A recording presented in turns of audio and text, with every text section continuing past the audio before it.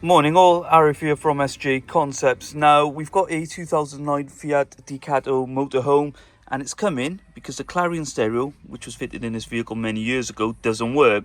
So it's an old motorized screen. So we've ditched this and we've gone for the Kenwood 8021. Now the beauty of the stereo, it looks good, it fits lovely in the fascia, but you've got all the modern features. Now the main feature, which a lot of people would use, is Android or CarPlay. So I've got CarPlay running here.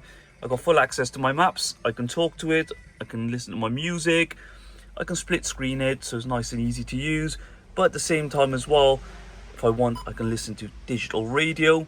And if you are travelling and the DAB is cutting out in a black spot, you can alternatively use FM.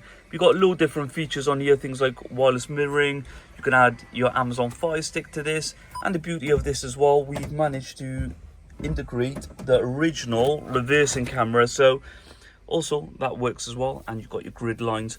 Overall, a great install, looks nice and clean, and you've got all the latest features.